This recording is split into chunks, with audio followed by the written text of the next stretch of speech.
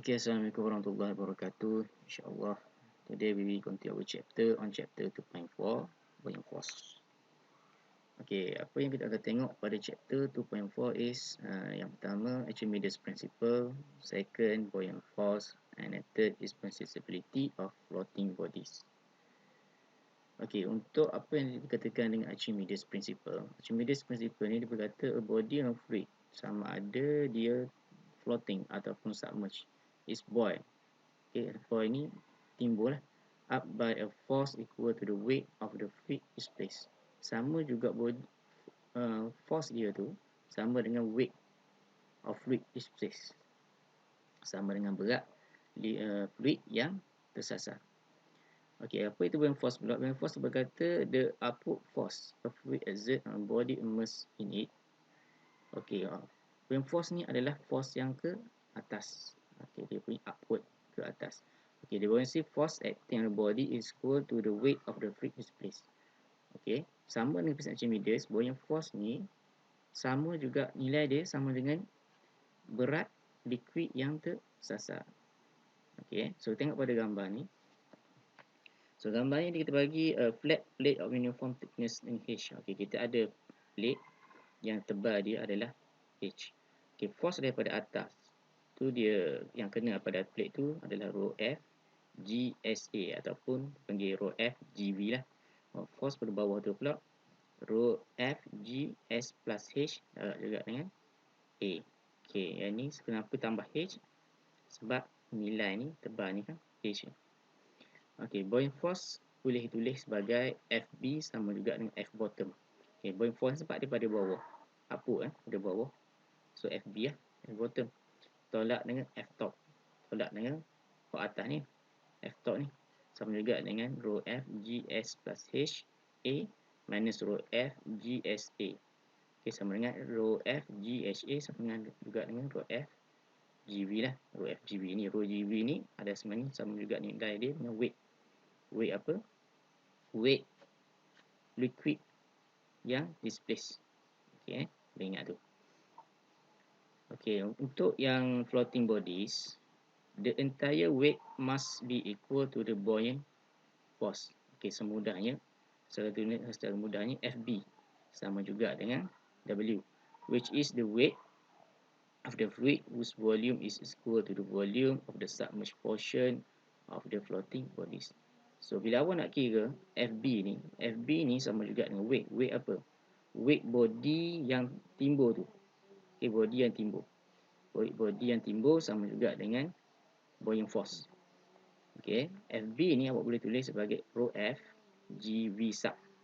Okay, rho F ni adalah rho fluid, G adalah G acceleration gravity lah.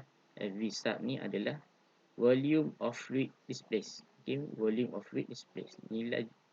Jadi kalau dia tenggelam separuh, V dia separuh lah. Kalau dia tenggelam semua sekali, so V dia semua sekali.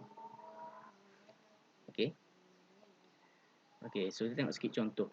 Contoh dia bagi dia ni weight loss of an object in seawater. Okay, kat sini dia bagi contoh crane. A crane is used to lower weight into the sea. Okay, kita ada crane.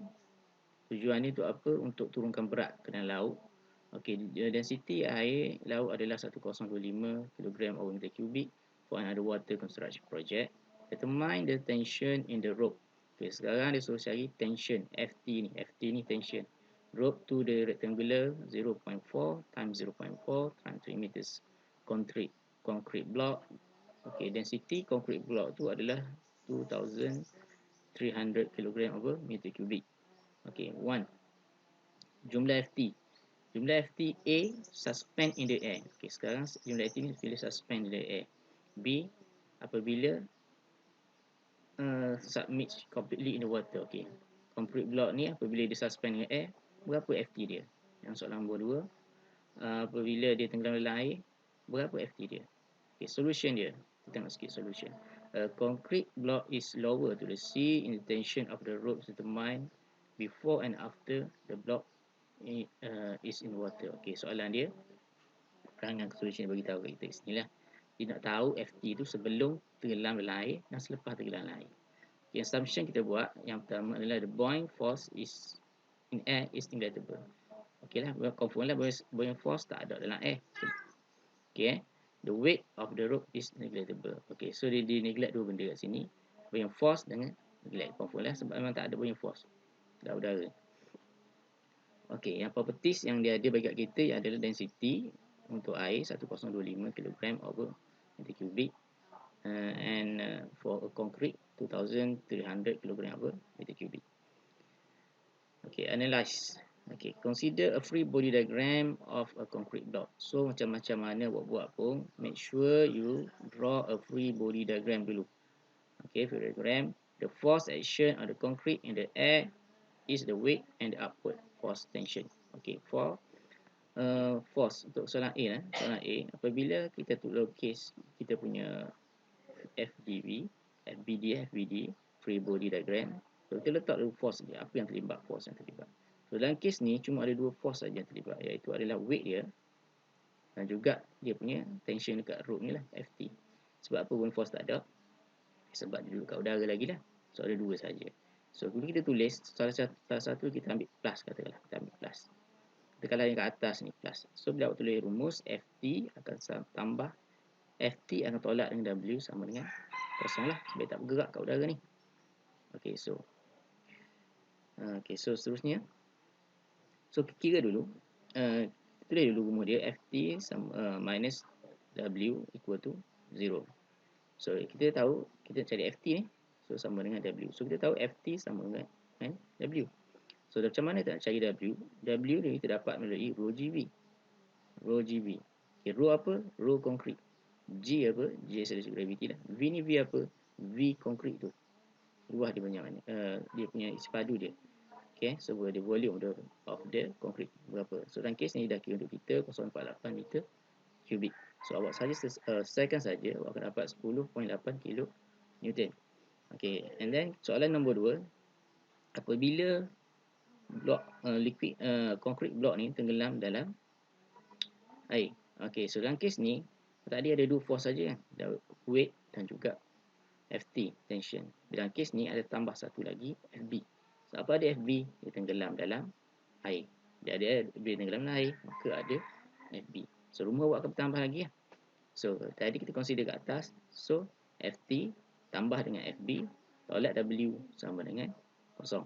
So FT kita nak cari, W tolak dengan FB lah. Okay, W kita dah kira tadi. Atas ni kita dah kira W tadi, konkret dia 10.8 kN. So apa yang kita nak cari lagi adalah FB. So FB pun sama, kita kira melalui rho FGB. Kenapa guna rho FGB ni? Kan FB ni sama juga dengan berat air yang tersasar. Okay, so rho F tadi rho konkret, sekarang tukar rho F. Rho F ni rho fluid, rho air darab juga dengan acceleration gravity, darab juga dengan volume.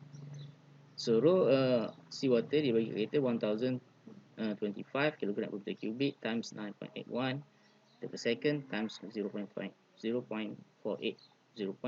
meter cubic. So this is the volume lah. So awak akan dapat 4.8 kilo Newton. So selesaikan saja, awak akan dapat 6.0 kilo Newton. So we can see that FT is larger in air lah, 10.8 lah. When FT tenggelam dalam air, dia berkurang 6.0. Sebab apa dia berkurang? Sebab ada FB. FB tolak dia ke atas. Okay, ada force tambahan tolak dia ke atas. So dia lebih ringan lah, lebih kurang 4 kilo Newton macam tu. Okay, untuk contoh yang kedua, okay, kat sini dia beritahu a cubic 0.5 meter on a side. Okay, masuk cubic, a cube 0.5 meter on side, maksudnya tiga side itu 0.5. Lebar dia 0.5, height dia 0.5, long dia 0.5. Okay, dia berbuat daripada bronze, having a specific weight 86.9 kN over meter cubic. Okay, determine the magnitude and direction of the force required to hold the cube in equilibrium. Okay, sekarang kita nak pastikan, okay, kita nak pastikan dia berada dalam equilibrium, tenggelam, betul-betul tenggelam dalam air. Yang kedua dalam mercury. Jadi specific gravity, maksud betul-betul tenggelam ni, tenggelam tengah-tengah lah, tenggelam tengah-tengah air, tenggelam tengah-tengah mercury.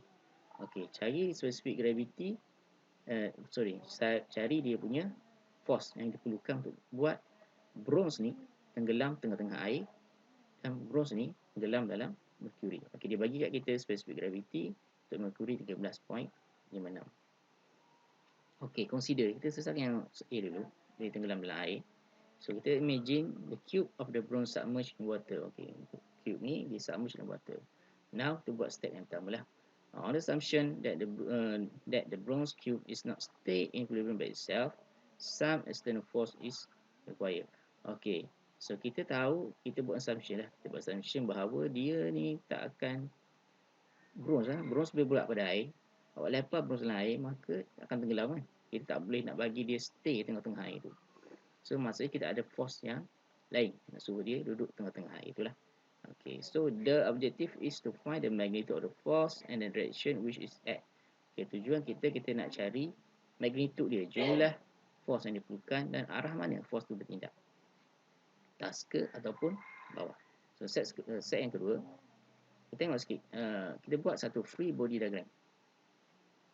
Okay, free body diagram, dalam case free body diagram ni, so kita buat macam tadi lah, kita buat dalam apa contoh sebelum ni. So kita akan ada, dia tenggelam dalam air kan, tenggelam dalam air, so akan ada 3 force. Satu FE, F external force, sama ada kita pegang dia ke ataupun kita tolak dia. Okay, weight bawah dan juga FB ke atas lah. So sekarang kita consider external force tu ke atas. Okay, so bila kita tulis rumus, awak akan dapat FB tambah FE tolak weight sama juga dengan kosong. So kita nak cari FE ni, so FE sama juga dengan weight tolak dengan FB lah. Okay, so ini kita consider FV. FV ni kita consider dia, V ni stand for vertical lah, sama dengan kosong sebab dia equilibrium. Okay, so tulis rumus dia FB tambah FE tambah W sama dengan kosong. Okay, ataupun awak nak cari so kita nak cari FE, so FE sama juga dengan weight tolak dengan FB lah. So kita akan cari dua benda lah kat sini, weight dan juga FB. Weight ni weight siapa? Weight ni weight ni, weight bronze ni, weight bronze, weight bronze. Okay, jangan cari weight air pula, ni weight bronze. FB ni buoyant force. Okay, so macam mana kita nak kira weight ni, W untuk cube? Maksud mudah je, guna saja rumus rho GV tadi tu. Kan dia dah bagi V kepada kita 0.5, setiap side dia 0.5, so 0.5 kos 3 je lah, dapat 0.15 125 meter kubik lah. Okey, weight sama dengan rho GV. Ni gamma B sama juga dengan rho G. Okey, so rho GV, so darat je awak akan dapat 10.86 kN. Okey. Okay, so sekarang kita nak cari B pula. So weight kita ada. So cari B sama juga rho GV juga. Tapi rho dia, rho lain lah. Tadi kita guna rho untuk cube. Ini rho untuk cube. Okay, rho untuk cube tu. Sekarang ni rho sekarang ni guna gamma sekarang ni, gamma untuk fluid. So gamma fluid sama dengan rho FG ya. Okey, rho tu rho untuk fluid lah. Within volume displaced. Okay, so dalam kes ni kita dia dah kira kita weight, specific weight of water 9.81. Sebab bila dia 9.81 kN, kilo lah. Maksud dia 981 9,810 Newton per meter kubik. Inilah asal dia. Okey, so kita dapat 9.81 kN per meter kubik. Darat juga ni 0.125, dapat 1.23 kilo Newton. Okey, this is our FB lah. So from the equation above, kita tahu yang FE equal to weight W minus FB, which is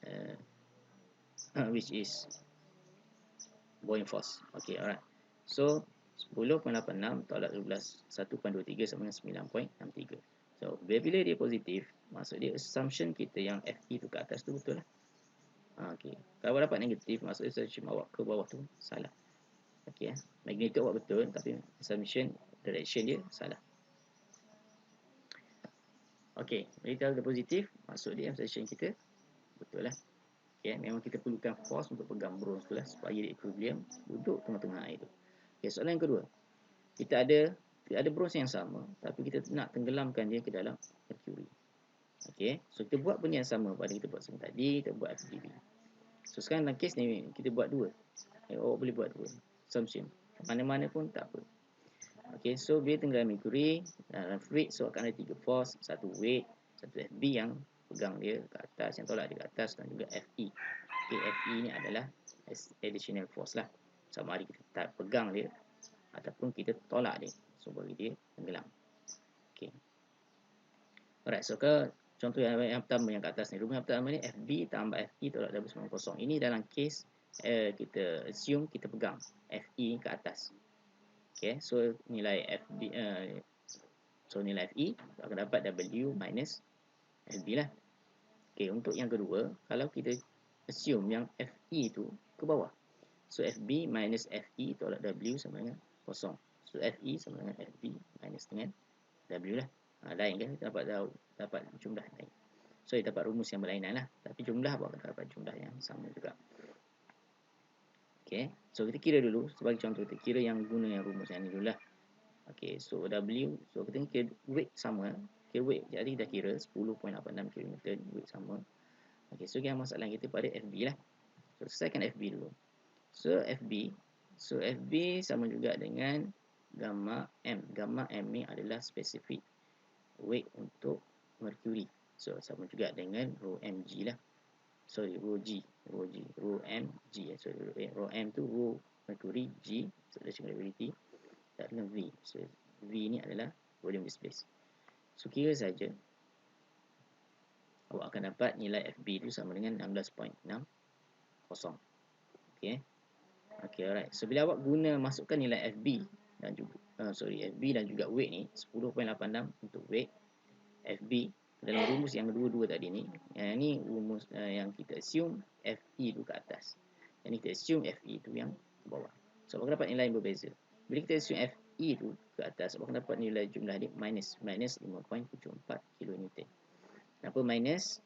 Akan masuk di minus, jumlah nilai awak dapat betul magnitude, tapi arah dia salah lah.